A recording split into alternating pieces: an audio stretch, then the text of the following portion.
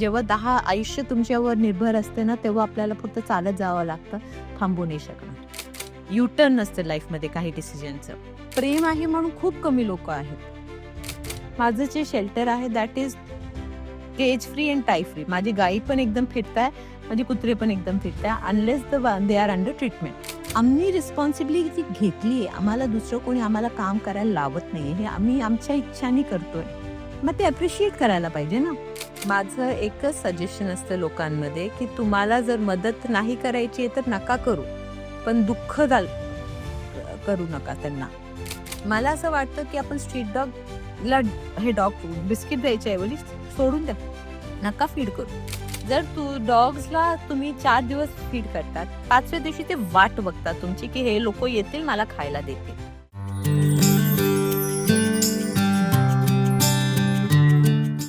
नमस्कार, मी अतुल यशवंत गाडेकर आणि आपलं स्वागत आहे स्वतःसाठी या मराठी पॉडकास्ट चॅनलमध्ये. आज आपल्याकडे एक विशेष पाहुणे आले आहेत, ज्यांचं नाव आहे शरण्या शेट्टी आणि त्या संस्थापक आहेत शरण फॉर ॲनिमल या संस्थेच्या. तर आपण आज त्यांच्याकडनं संपूर्ण त्यांचा जीवन प्रवास जाणून घेणार आहोत. शरण्याजी नमस्कार आणि आपलं स्वागत आहे. शरण्याजी, आपण हा प्रवास आता सुरू करूयात आणि मला हे विचारायला आवडेल की आपण हा प्रवास कसा सुरू केला, म्हणजे ही सुरुवात कशी केली आणि का केली सुरू? शरण हे संस्थेला आता 20वं वर्ष आहे माझं. हे जेव्हा सुरू केला होता तेव्हा कधी असं विचार नव्हता केला की एवढं वाढेल किंवा एवढं आम्ही 20 वर्ष चालू आहेत. मी फक्त एक प्राणी सापडला त्याला मदत करायची म्हणून केला होता, कधीच एवढा विचार नव्हता. पण आयुष्यात असं काही डिसिजन्स असतात ना की जे आपण घेतो, पण 1 वर्ष ठीक आहे आपण थोडंसं चालेल, 2 वर्ष, पण त्याच्यातनं असं परत फिरून युटर्न नसतं लाईफमध्ये काही डिसिजनचं. हे पण माझ्याबरोबर तसंच होता की पहिले आवड होती, मदत करायची होती, 1-2 सापडले प्राणी आजारी, माझे फ्रेंड्सने सपोर्ट केला, घरातल्या लोकांनी सपोर्ट केला म्हणून मी केला. पण नंतर एवढे 1-2 असताना असं असतं, आवड असतं, पण 10 असताना ते आपलं रिस्पॉन्सिबिलिटी असतं. मग त्या टायमाला आम्हाला परत वळून बघता येत नाही. म्हणजे मग आम्हाला जेव्हा 10 आयुष्य तुमच्यावर निर्भर असते ना, तेव्हा आपल्याला फक्त चालत जावं लागतं, थांबू नाही शकणार. तसंच करून आता आमच्याकडे 430 जीव आहे जे माझ्यावर अवलंबून आहे. शरण्याजी, तुमचा हा जो प्रवास आहे त्याच्याबद्दल मला जाणून घ्यायचं आहे. तुमचं प्रेरणास्थान काय होतं हे सुरू करण्यामागे? लहानपणापासून प्राण्यांचं खूप आवड होतं वडिलांमुळे. मला माझं लहानपणाचं पहिला जी असं आठवण बोलतो ना आपल्याला, लहानपणाचं एक असं काही इन्सिडेंट असतं जे आपल्याला आठवण राहते आयुष्यभर. माझे पप्पा हॉटेलियर होते. तर ते मम्मी आणि माझी मोठी बहीण. मम्मी आणि मोठी बहीण झोपायचे, पण मी वडिलांचं वाट बघायची. मग आपल्याला आई-वडील लहानपणी रामायण, महाभारत ऐकवतात. तर मी पप्पांचं वाट बघायची की पप्पा हॉटेलमधनं येतील आणि मला रामायण ऐकवतील. तर मला लहानपणाचं मेमरी असं आहे की पप्पांनी जे मला रामायण पण ऐकवलं, शिकवलं, तर फिश टँक होता त्यांचा एक 6x4चा. त्या आई आणि बहीण झोपलेली असायची म्हणून त्याच्या लाईटच्या खाली त्यांनी मला रामायण तेव्हापासून वडिलांना खूप होतं. मी खारुताई कधी सापडलं ते घेऊन आले. काही पण रस्त्यात वडिलांना आवड होतं म्हणून ते लहानपणापासून माझ्यात पण होती. पण तसंच लग्न झाल्यावर एकदम नवीन घरात असं सासरे नेहमी मला बिस्किट घेऊन इकडे तिकडे फिरताना दिसायचे. मला वाटायचं कशाला फिरताय. नंतर कळालं त्यांना पण प्राणी आवडायचे आणि ते बाहेरचे डॉग्सला फीड करायचे. म्हणून ते जे आवड आहे ना त्याला कधी असं ब्रेक नाही लागला किंवा असं सपोर्ट खूप मिळालं. मग लहानपणापासून आवड होती आणि कधी विचार नव्हता केला की NGO उघडायचे की काय. पण असं एक इन्सिडेंट झाला आयुष्यात की ते इन्सिडेंटनी आज जे मी आहे ते घडवलं. खूप वर्ष पहिले, आता 20वं वर्ष, 22 वर्ष झालं असेल, कारण सुरू केल्यावर 2 वर्षानंतर मी रजिस्टर केला. रजिस्ट्रेशन होऊन 20वं वर्ष आहे. त्याच्या पहिले एकदा मी आणि मम्मी बाजारात जात होतो, तर RTO जवळ एका कुत्र्याला डिवायडरला बांधून ठेवलेला. बहुतेक त्यांना ते नको असेल, त्यांना वाटलं असेल डिवायडरवर बांधलं गाडी उडून जातील. पण त्याला मेचा महिनाच होता आणि खूप उन्हाळा, खूप गरम. तर आम्ही सोडवायचा खूप प्रयत्न केला, पण तो खूप ॲग्रेसिव्ह झाला होता, तो हात लावू देत नव्हता. मग अवतीभोवती लोक घाबरतात, पण मला असं सोडून त्याला जायची इच्छा झाली नाही. मग त्या टायमाला शोधलं, मग NMCत फोन केला. NMCत फोन केला तर मला पुढून उत्तर आलं, की "मॅडम तो जिवंत असताना काही करू शकणार नाही. आम्ही तो मेल्यावर येतो." ते एक सेंटेन्स मला आत्ता पण ऐकू येतं आणि तेव्हा असं खूप वाईट वाटलं, की त्याला सोडवलं. हो, त्या कुत्र्याला सोडवलं. त्यांनी आम्हाला सोडवलं. कुठं गेला मला अजून माहीत नाही, त्याचं काय झालं नंतर. पण ते एक असं म्हणतात ना, की कंटिन्यूअस आपण ते डोक्यात घेऊन फिरतो. एक बोजा बोजा घेऊन फिरतो तसं झाला होता. मग असंच एक दिवस मग वसंत मार्केटचे जे ओनर्स आहेत ते माझे फ्रेंड्स आहेत. त्यांच्याशी असंच बोलले, "अरे असं-असं झाला होता." तर तो म्हटला, "अरे तू मग माझ्याकडे का नाही घेऊन आली?" मी म्हटलं, "का?" बोलले, "टेरेसमध्ये खूप जागा आहे. माझ्याकडे पहिले खूप डॉग्स होते. तुला असं परत कधी असं वाटलं तर माझ्याकडे घेऊन ये." तो बोलला आणि तसंच 1 आठवड्याने मला एक डॉग सापडला, पप्पी होता. तर तिकडे घेऊन गेले. मग त्या टायमाला कोणीच हेल्प नाही, काही नाही. तर त्या माझी मुलं पण छोटे होते. तर त्या टायमाला मी काय करायची, की अ, तिकडे जायची, त्याचं करायची, अशोकसनला घेऊन जायची, मेडिकल करायची, त्याचं फीडिंग करून घरी यायची, घरातलं करून परत संध्याकाळी त्याच्याकडे. मग असंच 1 सापडला, 2 सापडला, 3 सापडला.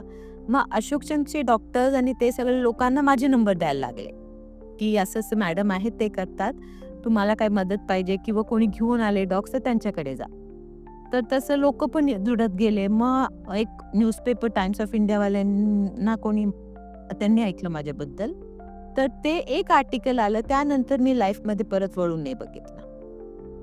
मग आम्हाला तुमचं बालपण आणि तुमची कौटुंबिक पार्श्वभूमी याविषयी जाणून घ्यायला आवडेल.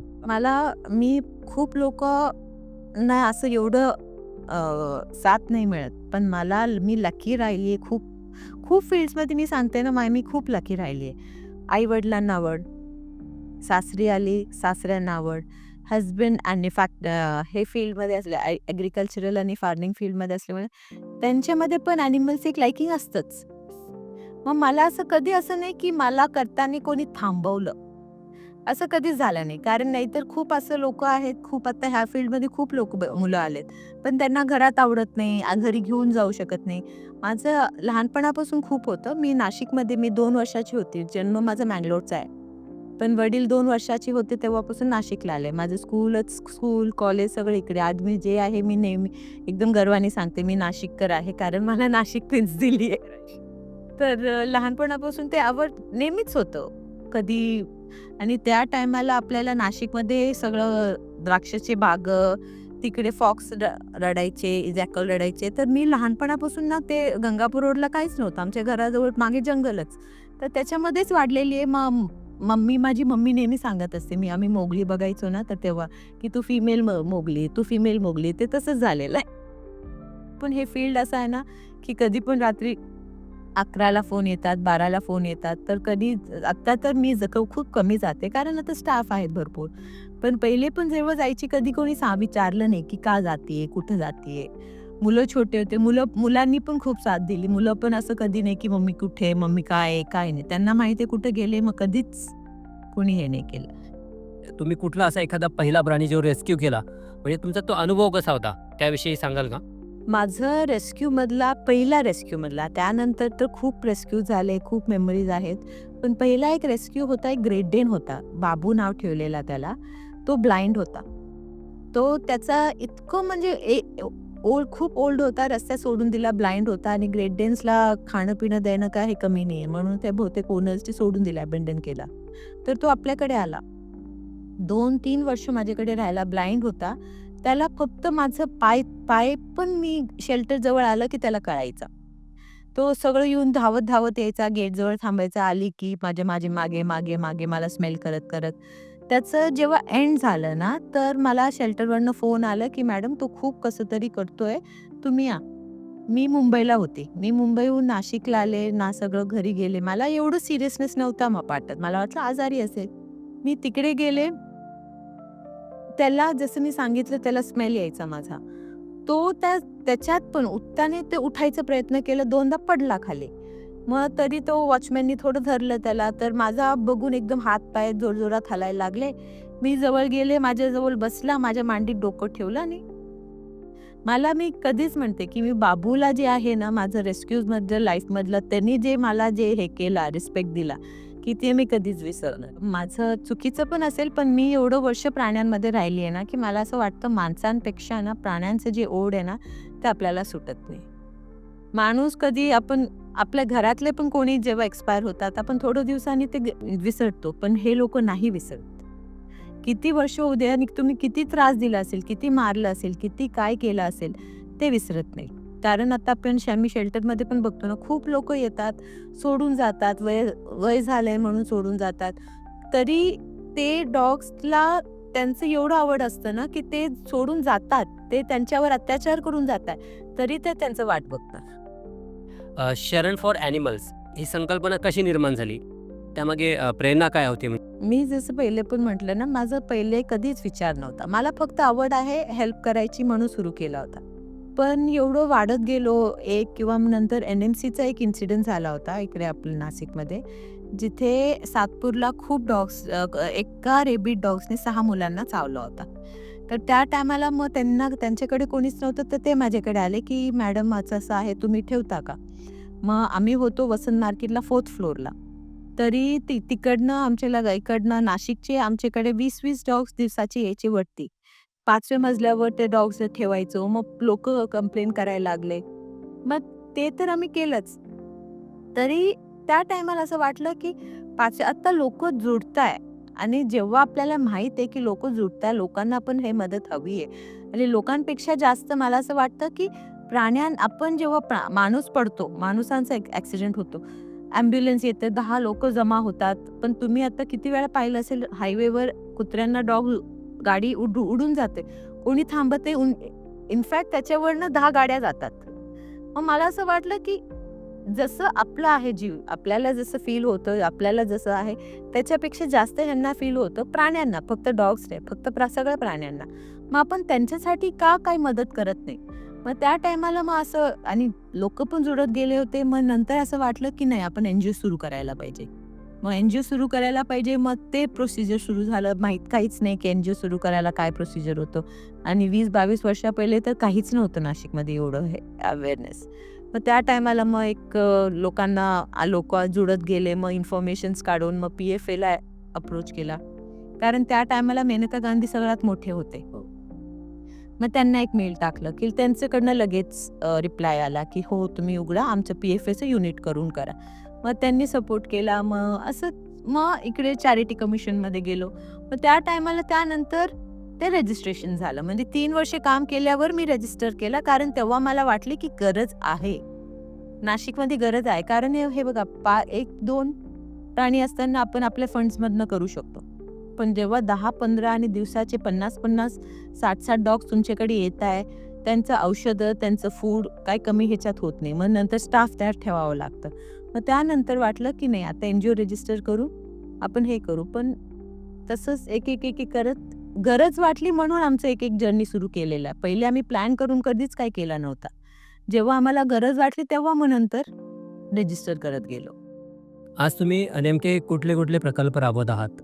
म्हणजे कुठल्या भागात हे तुमचं काम चालू आहे? आता शरणकडनं माझं एक खूप स्ट्रॉंग थिंकिंग आहे, की आपल्याला माझे टायमाला जे मला प्रॉब्लेम झाले, ते का झालं? कारण तुम्ही आणि मी आमच्या ह्याच्यात माइंडसेटमध्ये काही आमचे विचार असतात, जे आपण बदलत नाही कोणासाठी पण. पण उद्या माझी मुलगी येऊन म्हटली, की "मम्मी असं-असं आहे, आपण नाही करणार." जरी मी करत एवढं वर्षापासून करते, पण माझी मुलगी सांगते म्हणून मी करत नाही. म्हणून मला असं वाटतं, की आपल्याला जे हे प्राण्यांप्रती जे प्रेम हे करायचे ते मोठ्यांमध्ये डोकं लावायचं काही प्रश्न पडत नाही. पण मला मुलं म्हणून आम्ही स्कूल्सचे कॅम्प्स ऑर्गनाइज करतो. अवेअरनेस कॅम्पेन्स असतात. तिथे मुलं येतात. 3 दिवस आमच्याकडेच येतात 4-4 तासासाठी. 1 दिवस अख्खं त्यांना शेल्टरचे टूर्स देतो. पप्पीजमध्ये खेळवतो. बाथ घालतात किंवा सगळं क्लिनिंग करतात. दुसऱ्या दिवशी काय पेंटिंग करायचं त्यांना त्यांच्या इनोव्हेशनच्या हिशोबाने. वॉल पेंटिंग करायचंय की जे आमच्याकडे कॅनल्स आहेत, केजेस आहेत ते पेंटिंग करायचे. तुम्ही तुमच्या हिशोबाने तुमच्या मनाने करा. आणि 3rd डे आणि लोकांना आता आता तुम्ही पण आहेत. तुम्हाला असं शरण म्हटलं, की तुमच्या मनात काय असेल, हेल्दी डॉग्स इकडे-तिकडे फिरताय, जसं आपले स्ट्रे डॉग्स फिरताय. पण आतमध्ये तुम्ही आल्यावर तुम्हाला कळतं, की शरणमध्ये काय आहे. तुम्हाला एकदम हेल्दी, एकदम गोड, खूप कमी डॉग्स दिसतील. जे आमच्याकडे आता आमचेच आहेत ते हेल्दी आहेत. नाहीतर तिकडे 50 केजेस आहेत. त्याच्यात सगळे आजारी डॉग्स आहेत. जखम आहे, ट्यूमर आहे, उलट्या करताय, एकदम स्किन इन्फेक्शन आहे, सगळंच आहे. गाई असो, काही असो, ते शेल्टरला येताना एकदम आजारी आलेले आहेत. मग आपलं त्या हिशोबाने मला असं वाटतं, की मुलांमध्ये अवेअरनेस करण्याचं सगळ्यात गरजेचं आहे. इम्पॉर्टंट सगळं ते आहे. कारण आपलं आता आयुष्य झालेलं आहे. आपण आता उद्याचं वर्ल्ड कोण चालवणार आहे ते नको आणि एम्पॅथी त्यांच्यामध्येच निर्माण करायला पाहिजे. म्हणून स्कूल्सचे कॅम्प्स असतात आणि एव्हरी 2 मंथ्स आम्ही एक स्पेइंगचं हे ठेवतो, ड्राईव्ह ठेवतो. कारण निर्बीजीकरण डॉग्समध्ये सगळ्यात इम्पॉर्टंट आहे. म्हणून एक डॉक्टर्स बोलवतो आणि 3 दिवसात कमीत आमचं टार्गेट असतं 150 डॉग्स इन 3 डेज. तर एव्हरी मंथमध्ये 150 डॉग्स, पण फक्त स्ट्रे डॉग्स. तुम्ही तुमचे घरातले डॉग्स घेऊन आलो किंवा खूप लोकं, कारण प्रायव्हेटमध्ये डॉक्टर्सला खूप महाग असतं म्हणून ते आमच्याकडे घेऊन येतात, तर ते मी नाही घेत. इंडी डॉग्स तुम्ही कुठे पण तुम्ही फीड करत असलेले डॉग्स पण आणा, पण in 3 days 150 dogs in 3 days. त्याचं माझं एक टार्गेट असतं एव्हरी मंथ. आणि मग अँटी रेबीज कॅम्पेन असतं, 7 in 1 कॅम्पेन्स असतं किंवा अवेअरनेस कॅम्पेन्स असते इन स्कूल्स. शरण्याजी, आपल्या संस्थेचं नाव आहे शरण. तर या शरण नावामागे नक्की काय कथा आहे किंवा ही शरण नाव ठेवण्याचा तुमचा उद्देश काय होता?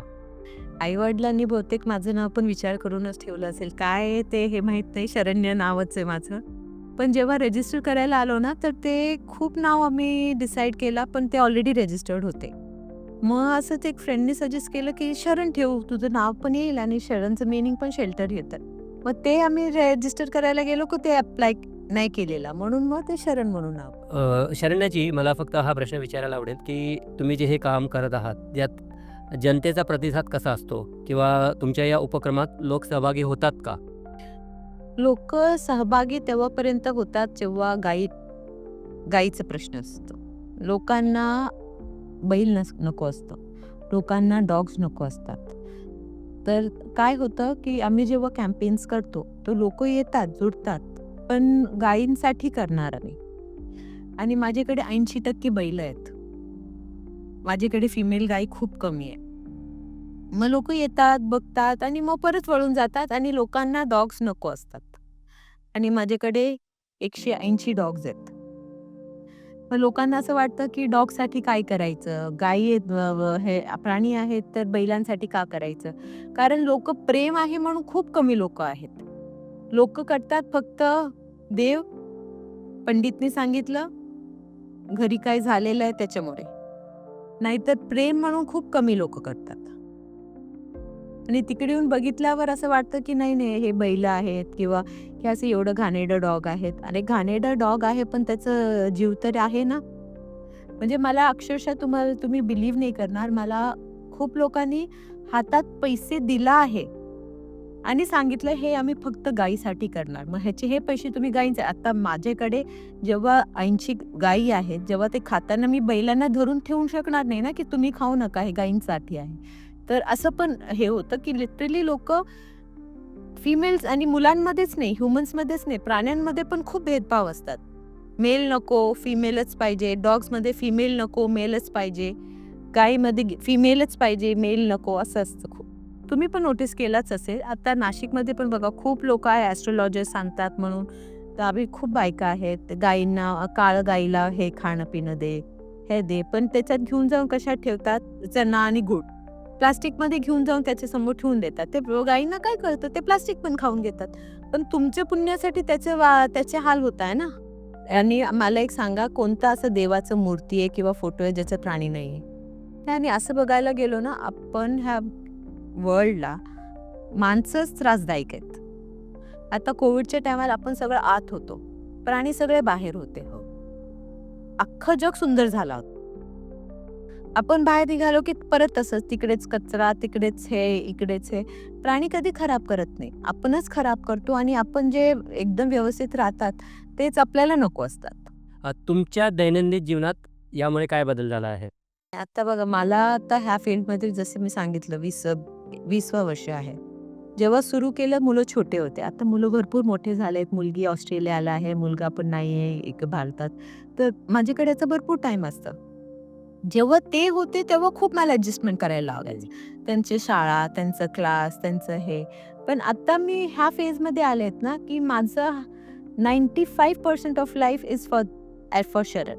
म्हणजे आता पण सकाळी उठल्यावर माझं जे कामं आहे ते करून 10:00ला गेले, की 5:00ला येते. मी कालच कोणीतरी भेटत होते घरी 4 हँडिकॅप डॉग्स आहेत माझ्याकडे. तर ते मी काट आणते तू.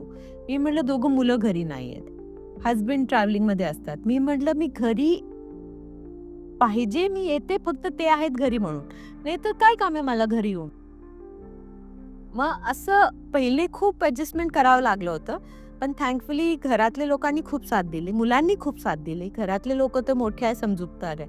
पण मुलांनी जर एवढं साथ नसतं दिला, मुलगी आहे, मुलगा आहे, ते दोघांनी खूप म्हणजे ॲप्रिशिएट केला आणि ते असं काही असं झालं, की "नाही मम्मी तुम्ही जाऊन या." तर ते इम्पॉर्टंट आहे ना. मुलांमध्ये जर त्यांनी रडले असते, की "नाही तू नको जाऊ."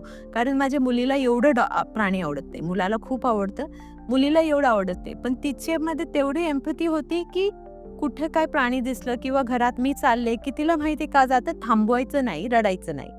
"मम्मी येईन, एवढं-एवढं आहे, मी ते करून येते." फॅमिली सपोर्ट तर सगळ्यात मोठं असतं. जर आपण बाहेर मला आवड आहे म्हणून घरी आल्यावर कटकट, मग तेवढं इच्छा पण होत नाही. मग कुठेतरी ना आपलं मन पण थांबवतं आपल्याला. ते पण बाकी लोकांना आपण भांडून हे करून आपण करू शकतो. पण मुलं जेव्हा बोलायला लागले, मुलं रडायला लागले ना, मग आपलं हिंमत होत नाही पुढे काही पण करायला. तुम्ही हे इतकं मोठं कार्य करत आहात, तर तुम्हाला कुठली मोठी आव्हानं यात येतात? म्हणजे जसं आर्थिक असेल किंवा सामाजिक असेल किंवा प्रशासनिक असेल आणि यावर तुम्ही कसं काम करतात? यावर कशी मात करतात? मला सगळ्यात मोठा प्रॉब्लेम मी सांगू का तुम्हाला? मला लोकांमधनं येतात. मला प्राणी, कुत्रं किती अग्रेसिव्ह असो, की गाय किती अग्रेसिव्ह असो, किती पेनमध्ये असो, खड्ड्यात पडले, ड्रेनेजमध्ये पडलं, विहिरीत पडले, आम्ही काढू शकतो, काही ना काही करू शकतो. पण माणसांनी जेवढा आपल्याला त्रास देते किंवा ते जेवढं प्रॉब्लेम क्रिएट करतात ते कोणीच करू शकत नाही. एकतर आपण आता किती वेळा मी पाहिलंय, आता रेस्क्यूज आहेत, मी रस्त्यात उभी आहे, तर येता जाताना, "ए तुला इकडे काय काम आहे? जा ना घरी जाऊन काम कर." आणि मी म्हटलं, "माझे घरातले लोकं काही बोलत नाही, तुम्हाला काय प्रॉब्लेम आहे?" मग आता शेल्टरला लोकं आता आपल्या घरातले डॉग्स 12-13 वर्षे येऊन असंच टाकून जातात. बघत नाही, काय नाही. म्हणजे मला असं वाटतं 13, 12, 4, 14 वर्षाचा डॉग म्हणजे 90 वर्षाचा माणूस. मी नेहमीच विचार करते, की त्यांची कशी इच्छा होते जाऊन सोडून यायची. आणि फंडिंग तर कोणीच काही करत नाही. तरी त्याचे प्रॉब्लेम खूप क्रिएट करतात. आणून सोडून दिलं म्हणजे लोकांना असं वाटलं ना तिकडे घेऊन सोडून दिलं म्हणजे त्यांची. मग नंतर त्यांची रिस्पॉन्सिबिलिटी ते बरा झाला पाहिजे. मी जादूगर नाहीये. आम्हाला पण खूप आता तुम्ही स्पाईनचे इंजुरीचे डॉग घेऊन येतात. तुम्हाला असं कसं वाटतं, की आता दिवसा जेव्हा 8 रेस्क्यूज येतात, फोन करून कसं आहे नाही केला तर मग परत त्याच्या शिव्या द्यायचा, स्टाफला मानहाण करायची. मला असं वाटतं एवढं ना डोकं बिलकुल चालवत नाही. त्यांना एवढं इगो असतं ना, की आम्ही एवढं केलं म्हणजे मोठं काम केलं. तर माणसांमध्ये जी एम्पॅथीची कमी आहे ना, माणसांना जे दुःख कळते हे प्राण्यांचे, त्यांना असं वाटतं, की हे लोकांनी जबाबदारी घेतली म्हणजे हे लोकांनी ते करायलाच पाहिजे. पण असं नसतं ना, आमचे पण लिमिटेशन्स येतात, आम्हाला पण लागतं. आता नाशिकमध्ये आपलंच 2 ॲम्ब्युलन्स आहेत. माझ्याकडे स्टाफ आहेत, पण नाशिकमध्ये आपलंच ॲम्ब्युलन्स आहे आणि आम्हीच आहे जिथे सगळे प्राणी घेतो. तर संध्याकाळी आमची स्टाफ सकाळी 9 वाजेपासून काम करत असतात कंटिन्युअसली 6 पर्यंत. संध्याकाळी जे रेस्क्यूज येतात, तर मी युजुअली रिक्वेस्ट करते, की जास्त इमर्जन्सी असलं तर आमच्याकडे आणून सोडून द्या. नाहीतर उद्या सकाळी आम्ही गाडी पाठवतो. बट लोकांना बिलकुल पेशन्स नाही आणि ते खूप लांब पडतं. लांब पडतं मग पण आता रात्रीच्या टायमाला मला स्टाफला परत रात्री तर पळायला लावता येत नाही. कारण एवढे फंड्स पण नाही. ठीक आहे, कधी काय फंड झालं तर माझी इच्छा आहे, की रात्री पण ॲम्ब्युलन्स ठेवावं, रात्री पण क्लिनिक ठेवावं. पण आता at this time I can't do that. तर लोकांना ते कळत नाही. आणि परत ते काय होतं, की एक ॲम्ब्युलन्स आहे, 2 एक ॲम्ब्युलन्स, एक ड्रायव्हर आणि नाशिकचे अख्खं शहर आम्हाला हे करावं लागतं. एक रेस्क्यू आलाय देवलालीपासून, दुसरा रेस्क्यू आलाय मसरूळला, दुसरा रेस्क्यू आलाय गंगापूर रोड आणि डॉग्स किंवा दुसरे प्राणी असे नाहीये माणसासारखे, की ॲम्ब्युलन्स आली, या आम्हाला घेऊन जा, नाही म्हणत. ते आम्ही गेलो की धावतातच. मग एक रेस्क्यूच्या मागे आमच्या ॲम्ब्युलन्सला 1.5 तास तरी कमीत कमी लागतं. मग तेव्हा दुसरी रेस्क्यूला टाईम होतोच. मग तिकडे गेल्यावर परत आमच्या ड्रायव्हरला शिव्या द्यायचा, आमच्या हे करायला, ते चुकीचं आहे ना. कारण आम्ही रिस्पॉन्सिबिलिटी घेतली. आम्हाला दुसरं कोणी आम्हाला काम करायला लावत नाही. हे आम्ही आमच्या इच्छाने करतोय. मग ते अप्रिशिएट करायला पाहिजे ना. येतोय पण उशिरा येतोय, पण का उशिरा? तो टाईमपास करत बसत नव्हता. आणि एक गाडीत आम्ही 6च सेक्शन्स आहे. 6 डॉगच पिकअप करू शकतो. त्यानंतर आम्हाला परत शेल्टरला येऊन परत जावं लागतं त्याला. वेळ जातोच ना तेवढं. आणि त्याच्यात एक रेस्क्यूला जर एकदम जाण्याच्या अवस्थेत आहे तर ते डॉगला लगेच 10 मिनिटात होतो. पण जर ते डॉग मूव्हिंग कंडिशनमध्ये असेल तो पळतोच. आणि गायीने असं नाही ना की एका माणसाने काढून पिशवीत टाकून दिला, असं नाही. आम्हाला खूप वेळ लागतं. तो लोकांना ते समजत नाही. कारण खूप म्हणजे दर आठवड्यात हे कंप्लेंट्स येतात किंवा मला कंप्लेंट्स येतात की तुम्ही फोन उचलत नाही, की तुम्ही हे करत नाही. दिवसात जेव्हा एक माणसाला 60 ते 70 फोन्स येतात, तुम्ही विचार करा किती फोन आम्ही उचलणार. ते पण आता माझे नंबरशिवाय पण मी अजून आम्हाला 4 हेल्पलाईन नंबर्स आहेत. तरी तुम्ही आत्ता पण माझे फोन पाहिलं की रात्री 1:30ला, 2ला, 3ला लोकं फोन करतात की असं-असं आहे. घेऊन जाऊन सोडून द्या ना. आमच्याकडे रात्रीचे स्टाफ आहे जे शेल्टरमध्ये कंटिन्युअस आहे, वॉचमॅन आहे. घेऊन जाऊन सोडल्यावर आम्ही पुढचं करून घेतो. पण लोकांचं काय जबाबदारी घ्यायची नसते. फक्त पटचा माणसाने घेतली आहे स्वतःच्या इच्छेने तर त्याला शिव्या द्या बसो. मला प्राण्यांकडे कंप्लेंट नाही आहे. गव्हर्नमेंटनी पण मला एवढा त्रास नाही दिला. जेवढं मला हे कॉमन मॅन असतं ना, कॉमन पीपल त्यांच्याकडनं कंप्लेंट येतात. NMCनी आता मी जी जागा आहे, माझ्या 3.5 एकरची जमीन आहे, ते NMCची जागा आहे. ओके. ते NMC कडनं मला आता हे माझं 20वं वर्ष आहे त्या ठिकाणी NMCची जागा आहे. आणि NMCचं पण मी पण NMCला मदत करते कारण त्यांचं पण रेस्क्यूज आमच्याकडेच येतात. आणि आम्हाला पण त्यांचं रेस्क्यू मदत असतं. तर असं आमचं गिव्ह अँड टेक आहे. म्हणजे लिटरली मला आता तुम्ही असे मेसेजेस पण पाहिलं ना, लिटरली मला सांगितलं गेलं तुझं दुकान बंद करणार. शरण्याजी, तुम्हाला असं कधी वाटलं का, म्हणजे हा प्रवास तुमचा चालू आहे, तुम्ही इतकं काम करतायत, पण असं कधी वाटलं की हे खूपच कठीण होतंय आत्ता आणि आता आपल्याला थांबायचं आहे किंवा थांबावं लागेल, असं कधी वाटलं का तुम्हाला? 21, 22, 23 माझं आयुष्याचं ते सगळ्यात खराब 3 वर्ष होते. म्हणजे एवढं मी स्ट्रगल किंवा एवढं त्रास मला मानसिक, फायनान्शियल कधीच झालं नाही. त्या टायमाला लोकं मला म्हणायला लागले, जे मला क्लोज आहेत, मला बघून मला जे परिस्थिती होत होते, लोकांकडनं जे माझ्याकडे जे थिंकिंग होतं ते बदललं. खूप प्रॉब्लेम झाले त्या 2 वर्षात. तर त्या टायमाला खूप माझे जवळचे लोकं होते की जे मला बोलले की तू बंद कर आता. पण बंद कर असं ते समोरचा माणूस मला सांगतो ना, तेव्हा पण मला त्रास होतो. कारण आयुष्यभर मी तेच केलंय. आणि आता शेल्टरवर काही आता बैल आहेत. आता सोन्या म्हणून एक बैल आहे. तो 3 दिवसाचा माझ्याकडे आलेला. फ्रॅक्चर होते पायचं. पाय फ्रॅक्चर होतं. तो आता झाला 18 वर्षाचा. त्याला माझ्याशिवाय, शेल्टरशिवाय काही माहीतच नाही. तशीच खूप प्राणी आहेत, ज्यांना शेल्टर आणि माझ्याशिवाय दुसरं काही माहीतच नाही. पुढच्या माणसाला सांगणं सोपं आहे की बंद कर. पण एवढं वर्ष मी आलीये तर बंद कसं करायचं आणि का करायचं? कारण एक माझं खूप असं मानणं आहे की मी कधीच चूक केली नाही आणि आत्तापर्यंत देवानी पण एवढी साथ दिली ना. खूप वेळा असं झालं, त्या टायमाला पण असं खूप झालं की एवढे क्लोज होते किंवा मी असं लोकांमध्ये जे हे केलंय ना की कधी मदत विचारावं लागलं नाही. पण आत्तापर्यंत जेव्हा लास्ट मोमेंटमध्ये पण मदत विचारायला गेलो ना की कोणी पुढच्या माणसाने नाही सांगितलं नाही, लगेच आलाय. तर बंद करायला लोक म्हणतात, माझी इच्छा माझ्या डोक्यावर कधीच येत नाही आणि कधी येणार पण नाही. त्या टायमाला पण सगळे मला म्हणायचे बंद कर बंद कर. मग माझे एक ओळखीचे आहेत, ते वयस्कर आहेत, त्यांना पण खूप डॉग्स आवडतं. माझ्याकडे आत्ता पण त्यांना मी रात्री 3:30 वाजता, मला इतकं त्रास होतो, त्यांना 3:30 वाजता रात्री मेसेज केला होता, सर असं असं झालंय, असं असं झालंय, लोक सगळं बंद कराय. मला असं वाटलं तुमच्याशिवाय मला दुसरं कोणी समजू शकणार नाही की मी कसं बंद करू. मग त्यांनी बोलवलं, त्यांनी मला गाईड केला. मग त्यानंतर थोडंसं मी मेंटली अजून स्ट्रॉंग झाले की नाही सोडणार, मी बंद करणारच नाही. किती काय त्रास झालं, काही झालं, तर ज्यांच्यासाठी करतीये ना ते माझ्यासाठी राहतील. ते प्रे करता माझ्यासाठी, त्यांचं खराब होऊ देणार नाही मी. ते माझ्या बरोबर आहेत. मग मी कधीच बंद करणार नाही. माझं स्वतःच्या विचारात कधीच नाही येणार. ओके. पण असं नाही ना, की आपलं फायनान्शियल स्टेटस आपलं ह्युमन्समध्ये आपलं पण खूप कमी वर खाली, वर खाली होतो. तर आपल्याकडे आपली मुलं आहेत, आपण घेऊन जाऊन कुठे सोडून येत नाही ना. आपण स्ट्रगल करतो अजून, की त्यांचं भलं हो. आपण आयुष्यभर काढतो का? कारण त्यांचं भलं हो. थँकफुली मी माझं फॅमिली बॅकग्राऊंड असं आहे, की फायनान्शियली माझ्या मुलांसाठी काही कमी नाहीये. मग माझं जे आयुष्य मी ह्यांच्यासाठी घालवलंय, मग थांबू कशाला? थोडंसं अजून स्ट्रगल करावं लागेल. एखादी अशी गोष्ट सांगू शकाल का, की जिथे एखाद्या प्राण्याचं आयुष्य बदललं आणि त्याने तुम्हालाही बदलवलं? हो, आता माझ्याकडे माझी घरात आहे. एक डॉग आहे, त्याचं नाव ठेवलंय मी होप. 7 वर्षा पहिले मला भिवंडीवरनं कॉल आला होता, की एका डॉगवर ॲसिड फेकला गेलाय. आम्ही तुमच्याकडे तुमचं रेफरन्स मिळा, आम्ही तुमच्याकडे घेऊन येऊ का?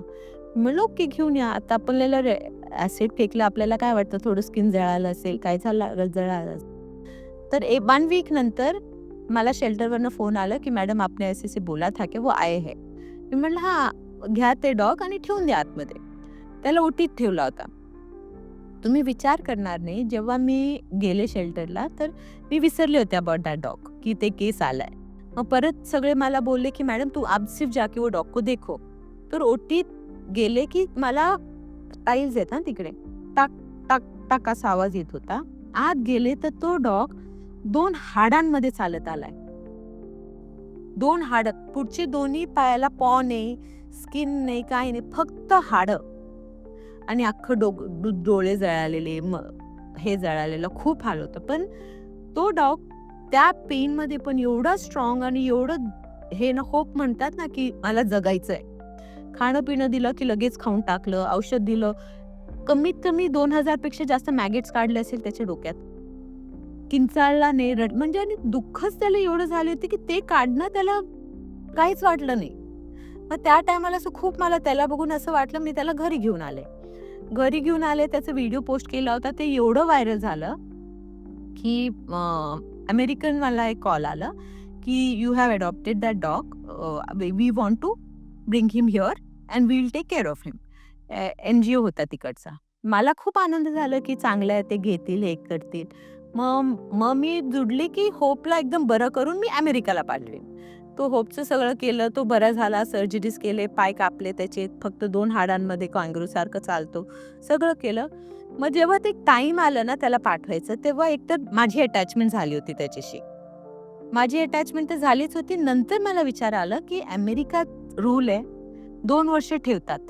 2 वर्षात ते डॉग किंवा प्राणी बरं झालं नाही, की ते इथनाईज करतात, पुट डाउन करतात.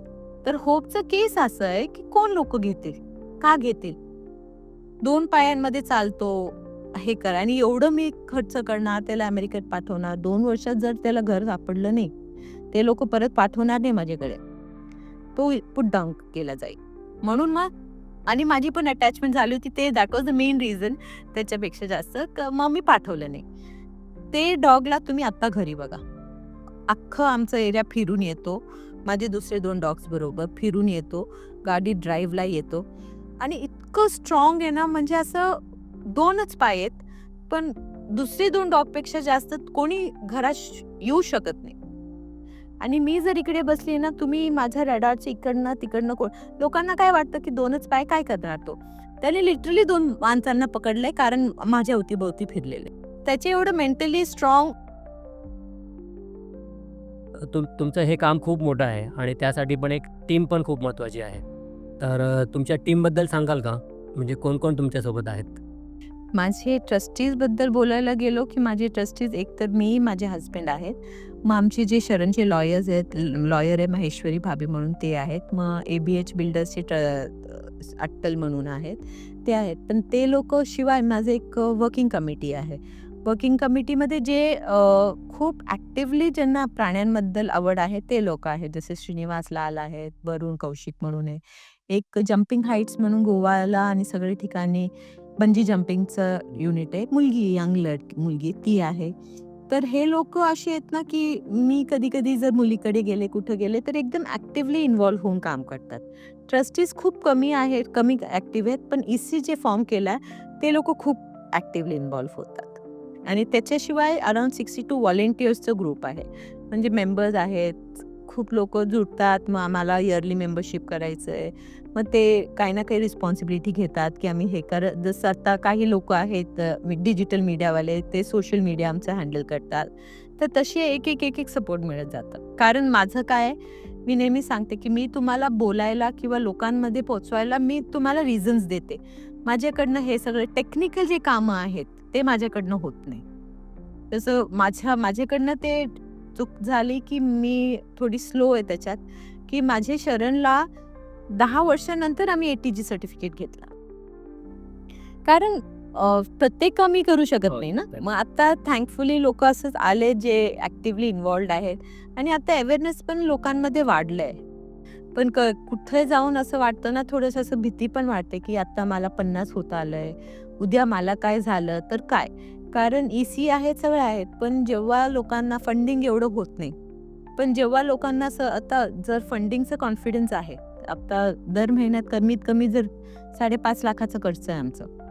त्याच्यात कधी होतं, कधी नाही होतं, कधी नाही झालं तर मला टाकावं लागतं. पण ह्या टायमाला किती पण ॲक्टिव्हली लोकं काम केला, तरी जेव्हा स्वतःच्या खिशातनं पैसे टाकावं लागतं म्हणून कोणी मग रिस्पॉन्सिबिलिटी घेत नाही. उद्या जर मला असं वाटलं की एव्हरीथिंग इज फाईन तर आणि फायनान्शियली दुसऱ्यांवर लोड नाहीये, तर 10 लोकं येतील जे माझं काम, माझं रिस्पॉन्सिबिलिटी घेऊ शकते.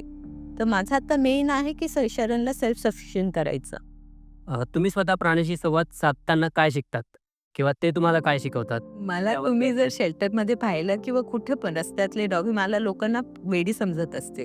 कारण मी लिटरली त्यांच्याशी तुमच्याशी जसं बोलते ना, मी त्यांच्याशी पण बोलते. असंच एक इन्स्टन्स आहे. मी शेल्टरमध्ये आपल्याकडे गाढव आहे. डुगी नाव आहे तिचा.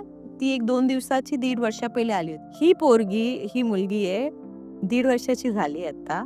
अख्खा दिवस माझ्या मागे फिरते. म्हणून 10 वेळा कडी खोलायला लावते. आत ये, बाहेर ये, आत ये, बाहेर ये. मी तिला कडी खोलायला शिकवलं. माझ्याकडनं मोठी चूक झाली ते. तर आता शेल्टरचे सगळं स्टाफ माझ्या नावाने आरडाओरडा करतात. ती लहानपणापासून कुत्र्यांमध्ये राहिली आहे. तिला डॉग फूड आवडतं. तिला चिकन आवडतं. तिला डॉग ट्रीट्स आवडतात. ती काय करते, आपल्याकडे एक सिस्टम आहे, जे ट्रीटमेंटचे डॉग आहेत ना, ते केनलमध्ये असतात. जे हेल्दी आहेत ते फ्री असतात. संध्याकाळी स्टाफ जाताना ट्रीटमेंटचे सगळे जे 50 केजेस आहेत, त्यांना डॉग फूड आणि पाणी ठेवून कडी लावून निघून जातात. एक दिवस आम्ही गेलो, की एक पण केनलमध्ये डॉग नाही. मग CCTV चेक केलं, ही पोरींनी आम्ही सगळे गेल्यावर सगळे केनल्स उघडले, डॉग फूड खाल्लं आणि कुत्र्यांना पळवलं. त्या 15 दिवसात मी एवढ्या शिव्या खाल्ल्या लोकांकडनं, कारण कुत्रे नाहीये शेल्टरला. काही लोक आमच्याकडे आणून सोडतात, ते पण पळाले. आता मी आता लोकांना कसं सांगू की काय केलं? हो, खूपच छान आहे ना, म्हणजे अगदी वेगळं. हां, म्हणजे लोकांना असं कसं कळणार की काय ते झालंय? लोकं खरंच सांगतील ना की हे. तर असं खूप आहे ते तिला अख्खं मी बोललेलं समजतं. अजून एक बडी म्हणून आहे. त्याला माझ्याशिवाय पायाला 2-3 आता 8 वर्ष झाल्यात माझ्याकडे आहे. मुंबईवरनं आला होता. त्याचं काही पण होऊ द्या, त्याला माझ्याशिवाय दुसरं कोणी हात लावायचं नाही. माझे मागे, मागे, मागे. मग एवढं असं मी जाताना असं इतकं असं बरं वाटतं ना, की जेवढे आहे गायी येतात, 2-3 गायी आहेत. मी 1-2 व्हिडिओ तुम्हाला नंतर दाखवते. गायी आहे, ती लिटरली माझ्यासमोर येऊन असं उभं राहते. मला सांगते, "इकडे खा जाऊ." जर मी थांबवलं तर परत दाखवते, "असं-असं खा जाऊ." तिला विचारते, "देवलालीत कसं खा जाऊ?" परत मला दाखवते असं-असं हलवून, की "असं-असं खा जाऊ." ती दाखवते तुम्हाला, की मला असं समजतच नाही प्राण्यांना आपण मूर्ख का समजतो? आपल्यापेक्षा जास्त हे गाढव आहे, डुक्करं समजतात तर. हां, ते डुकरांना पण कळतं काय करायचं, काय नाही करायचं. ते बरोबर म्हणतात ना, ते इमोशनली तुम्हाला ब्लॅकमेल करून ना, त्यांना जे पाहिजे आपल्याकडनं करून घेतात. एक वेगळा प्रश्न विचारतो मी. की तुमच्या वैयक्तिक आयुष्यात तुम्हाला काय प्रेरणा देतं? म्हणजे समजा एखादं पुस्तक असेल, एखादी व्यक्ती असेल किंवा विचार असेल? मी बेसिकली मला माणसांमध्ये नाही आवडत.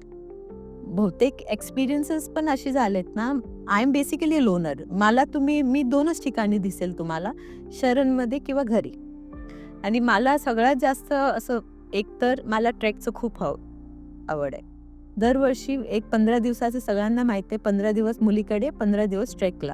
ते काही पण झालं तर मी थांबत नाही. पण असं कधी काय वाटलं, की मला एकदम हे पाहिजे, गाडी चालू करायचं, गाणं ऐकायचं आणि एकदम लांब जायचं. माझं तेवढंच आहे. बाकी मला असं माणसांमध्ये बोलायचं, हे करायचं. आहेत 1-2 लोकं, की ज्यांच्याशी मी खूप कधी असं कन्फाईड करायचं असं वाटलं तर मी करते. पण मला जेवढं हे लोकांनी जेवढं मला एन्करेजमेंट किंवा लेसन्स शिकवले ना, मला असं वाटत नाही मी माणसांमध्ये असले तर मी शिकले असते.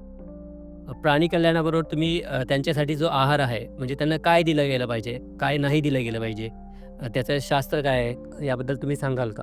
हो, माणसांमध्ये मी असं अजून एक मला खूप लोकांना मी नेहमीच मी मुलांना पण सांगते, हे स्ट्रीट डॉग फीडर्स जे आहेत, ते स्ट्रीट डॉग फीडर्स बिस्किटं देतात डॉग्सला. का देतात? न्यूट्रिशन काय आहे? काहीच नाहीये. मला असं वाटतं, की आपण स्ट्रीट डॉगला हे डॉग फूड बिस्किट द्यायच्या ऐवजी सोडून द्या. नका फीड करू. कारण डॉग्सला आपली गरज नाहीये. जर डॉग्सला तुम्ही 4 दिवस फीड करतात, 5व्या दिवशी ते वाट बघतात तुमची, की हे लोकं येतील मला खायला देतील. जर तुम्ही नाही फीड करत आहे, ते त्यांचं करत असतील. आपलं शोधतात, आपलं हे करतात. आपण त्यांना आपल्यावर हे अडॉप्ट करायला लावतो, डिपेंडंट करतो. त्यांना आपली गरज नाही. कोणत्या पण प्राणीला आपली गरज नाहीये. ते आपलं करून घेतात. कारण किती वेळा असतात, की लोकं रस्त्यावरनं पप्पीज उचलून घेऊन येतात. आम्हाला रस्त्यात सापडलं. अरे रस्त्यात सापडलं तर असंच नसणार. आई असेल तिकडे. आई खाणं-पिणं आणायला गेली असेल. का घेऊन येतात? मग लोकं कधी-कधी मुलं काय करतात, रस्त्यात सापडलं घरी घेऊन गेले. 15 दिवस ठेवलं. आईकडनं होत नाहीये. वडील रागवतात. परत घेऊन जाऊन रस्त्यात तो जगायला शिकेल का? नाही. He got dependent on you. Now it is not possible की तो रस्त्यात जगेल परत. मग नंतर त्यांच्याकडे काय ऑप्शन आहे? शरणमध्ये आणून सोडा. शरणमध्ये मॅक्सिमम डिस्टेम्पर, गॅस्ट्रोचे डॉग्स असतात. पप्पीज एकदम 2 महिन्याचे छोटे पप्पीज त्यांना मी व्हॅक्सिनेट करू शकत नाही. मग ते आजारी पडतातच. मी कसं आणि एका टायमाला जर 30-40 पप्पीज आहेत, की कसं त्यांना सगळ्यांना सिक्युअर करू? मग डाएट किंवा आपण काय फीड करतो डॉग्सला, दॅट इज व्हेरी इम्पॉर्टंट. डॉग्सला मिलेट्स चालतात, सगळं चालतात. मग लोकं ग्लुकोज बिस्किट का देतात? आपल्या घरात तुम्हाला जे काय मीठ किंवा नाहीये तसं भात आहे, हे आहे. मला असं वाटतं, की आपण 10 ठिकाणी घेऊन जाऊन फीड करायच्या ऐवजी डॉग्सला एक पुडी बिस्किटाचे टाकायच्या ऐवजी आपल्या घरातलं जे राहतं ना, एक फीडिंग पॉइंट बनवून टाकायचं. तिकडे रोज ठेवून द्यायचं. आज एक डॉग येईल, दुसरा उद्या पण तो येईल. तिकडेच घेऊन म्हणजे तो आपलं शोधून खातोय. He is not getting used to it. त्याचं ते जे हंटिंग इन्स्टिंक्ट आहे, स्मेल बघून फीड करायची, तो हे करेल. त्याला जाऊन त्याच्या तोंडाजवळ द्यायचं ते चुकीचं आहे. मला नाही वाटत कोणत्या पण प्राणीला आपली गरज आहे. जर तुम्ही 1 महिना खायला दिला, तो आता त्या टायमाला शोधायला जाणार नाही. नंतर तुम्हाला फॅमिली बरोबर बाहेर जायचं, तेव्हा त्याचं काय होईल? जसं मी म्हटलं, तुमच्या घरातलं जे काय आहे ते देऊन टाका. ते फूड द्या. भाज्या-वाज्या नाही, जे मीठ आणि साखर असलेला किंवा पोळ्या राहिलंय, भातं राहिलं, आपल्याकडे किती राहून जातं. ते देऊन टाका किंवा एक फीडिंग पॉइंट बनवून टाकायचं. मी नेहमीच सांगते, आता माझ्या घरासमोरच आहे एक फीडिंग पॉइंट आहे. जिथे बिल्डिंगचे पण लोकं कधी-कधी, सगळे नाही पण बिल्डिंगचे पण लोकं कधी-कधी राहिलेलं असतं. स्ट्रीट डॉग्स येतात, खातात, निघून जातात. कधी एकाला मिळतं, कधी दुसऱ्याला मिळतं. तर पण ठीक आहे ना, ते आपलं तर करतील ना. शहरी भागात राहणाऱ्या लोकांनी काय साधे बदल करायला हवेत, जे प्राण्यांच्या भल्यासाठी उपयुक्त ठरतील? म्हणजे आपण जसं बघतो ग्रामीण भागात तर जे प्राणी आहेत, जसं गायी असतील, कुत्रे असतील, तर हे अगदी त्यांच्या परिवाराचाच भाग असतात. तसं तुम्ही शहरी भागातल्या लोकांसाठी काय सांगणार? माझं एकच सजेशन असतं लोकांमध्ये, की तुम्हाला जर मदत नाही करायची आहे तर नका करू. पण दुःख करू नका त्यांना. मारू नका. कारण हे काय होतं, तुम्ही लाथ मारून गेले, पण मागचा माणूस आहे ना, डॉग्स त्याच्यावर रिॲक्ट करतो. आणि खूप आता बिल्डिंग्समध्ये डॉग्स आहेत. मला ते कळत नाही काय ते लोकांचे लॉजिक आहे. बिल्डिंग्समध्ये डॉग आहे, तर आता एक लास्ट वीकमध्ये माझ्याकडे केस आलाय. 17वी फ्लोअरवर डॉग आहे. आता तो झाला 12 वर्षाचा. बिल्डिंगवाल्यांनी आता हे रूल काढला 17 वर्षानंतर. ते आता 5-6 वर्षापासून त्या बिल्डिंगला गेलेत, की डॉग्स बिल्डिंगची लिफ्ट्स वापरू शकत नाही. 17व्या मजल्यावर कसं तो डॉग तर सोडा, तो माणूस कसं रोज वर खाली करणार आहे? तर माझं एकच सांगते, कोएक्झिस्टन्स. माझं एकच रूल आहे, की कोएक्झिस्टन्स. जेवढं हे आपलं आहे, त्यांचं पण तेवढंच आहे. तुमचं म्हणणं आहे की कंपॅशन म्हणजे करुणा ही फक्त भावना नसून कृतीही असावी. त्याबद्दल काय सांगाल का? आता भरपूर थँक यू Googleमुळे किंवा सोशल मीडियामुळे लोकांना माहिती आहे, की कुठं आपण कसं रीच करू शकतो किंवा वर्ड टू वर्ड किंवा सोशल मीडिया किंवा Googleमधनं आपल्याला मिळतं. पण तेवढं कधी-कधी लोकांना ना तेवढं फोन करून पण सांगायचं किंवा SMS करायचा, ईमेल करायचं कंटाळा येतं. पण त्या टायमाला काय होतं ना, की लोकं ढकलतात. आत्ता पाहिलं, की ठीक आहे 10 मिनिटात, 15 मिनिटात, पण नंतर आपण हे होऊन जातं. तर मला असं वाटतं, की तुम्ही कधी काय पाहिलं आता एक माणसाचा ॲक्सिडेंट झाला, आपण सोडतो का की 15 मिनिटानंतर करू? नाही ना, लगेच आपण हेल्प हे करतो ना. तसंच त्या टायमाला मला असं वाटतं, एक तर कोएक्झिस्ट करा. समजा की त्यांना पण जगायचं एवढंच हक्क आहे. त्यानंतर जेव्हा तुम्ही काही पाहिलं किंवा हे ॲक्सिडेंटच नाही, जर शेजारचे लोकं काय क्रुएल्टी करताय, काय डॉग्सला खूप मारताय, काय हे कधी-कधी काय होतं ठीक आहे, खूप काय होतं, तर तुम्हाला कळायला पाहिजे की त्यांचा हक्क काय आहे आणि कसं जगायला पाहिजे. कारण हे पण त्यांनी डॉग्सचा पण परिणाम होतो, ते अग्रेसिव्ह होतात. कारण I am a very firm believer की ऑफ फ्रीडम. माझं जे शेल्टर आहे that is cage free and tie free. माझी गायी पण एकदम फिरताय, माझे कुत्रे पण एकदम फिरताय unless they are under treatment. माझ्याकडे एवढे इन्सिडेंट झालेत ना, की एकदम अग्रेसिव्ह बैलं आलेले आहेत. एकदम म्हणजे आम्हाला पुढून जाऊ द्यायचे नाही. पण फ्रीडम, फूड आता इतकं शांत झालेत, की आम्ही हात लावतो, खेळतो त्यांच्याशी, काहीच हे करत नाही. मग लोकांमध्ये पण हे समजायला खूप गरजेचं आहे, की प्राणीला काय आवश्यकता आहे. म्हणजे ते उद्या आपल्याच उपयोगी येणार आहे, आपल्याच सिक्युरिटी आहे. आपण त्यांना मारतो-वारतो ते उद्या तुमच्याच अंगावर येतात. आता माझा मुलगा छोटा होता, किती पण ॲनिमल लव्हर आहे मी. उद्या मुलगा रस्त्यावर सायकलीवर जाताना मला भीती वाटायचीच, की कुत्रं त्याच्या मागे धावेल. पण त्यापर्यंत आपण जाऊ द्यायचं का? कारण तुम्ही पण पाहिलं असेल किती वेळा डॉग गपचूप झोपलाय, हे बाईकमध्ये मुलं जातात, त्याच्यावरनं गाडी टाकतात किंवा कोण आहे हड-हड करून हे फेकून जातात. का? गपचूप झोपलाय ना, झोपू द्या ना. हां, म्हणजे आणि ते आपण आपल्यासाठीच प्रॉब्लेम क्रिएट करतो. कारण माणसांमध्ये पण असं असतं ना, एक दोनदा कोणाला कोणी दुःख दिलं तुम्ही, दोनदा. तिसऱ्यांदा आपण दुःख रिएक्ट करतोच ना, मग तो कसं नाही करणार? आपण इतकं मोठं कार्य करत आहात, पण समजा कोणाला जर तुम्हाला मदत करायची असेल, तर ते कशाप्रकारे सहभागी होऊ शकतात? ते कशाप्रकारे तुम्हाला मदत करू शकतात? हे बघा, मी कधीच लोकांना कळत नाही, सांगत नाही, की माझं फायनान्शियलीच करा, मला हेच करा. दर महिने मी पोस्ट टाकते, आम्हाला काय-काय गरजेचं आहे. काही लोकांना मला असं वाटतं, की मी पण असते तर. मला फायनान्समध्ये लोकांना हेल्प करायला कधी-कधी आपल्याला थोडं भीती वाटते. तर आम्ही रिक्वायरमेंट्स टाकून देतो. तर खूप लोकं आम्हाला आणून देतात. Amazonवरनं आमच्या ॲड्रेसवर टाकून देतात किंवा जे लोकांना ते पॉसिबल नाही आहे, त्यांच्याकडे आमच्याकडे बँक अकाउंट्स आहेत, GPay नंबर्स आहेत. तर त्या जे काही अमाउंट आहे, एक मुलाचं मला एक सांगावसं वाटतंय. एक मुलगा आहे, दर महिने बिहारमधला कोणीतरी तो सोशल मीडियावर शरणचं पेज हे करतो. छोटा मुलगा आहे, ₹10 पाठवतो दर महिने. त्याचं पॉकेट मनीमधनं सेव्ह करू. तर मला परत मेसेज करतो, "ma'am, I am very sorry." मी म्हटलं, "तू एवढा छोटा मुलगा एवढं करतो ते पण खूप आहे ना." इच्छा खूप असं माझं फोर्स नाहीये, पण आम्हाला मदत नक्कीच लागते. कन्स्ट्रक्शन करायचंय, हे करायचंय. काय प्राणी असल्यामुळे काय कन्स्ट्रक्शन आज आहे, उद्या दिसेल त्याचं गॅरंटी नाही. आज आहे, उद्या. तर कसं जे लोकांना बरं वाटतं, कोणाला फायनान्शियली करायचंय तर भरपूर आमचे बँक अकाउंट्स आहेत, GPay, PhonePe नंबर्स आहेत किंवा ते मटेरियल आमच्याकडे आणून द्या.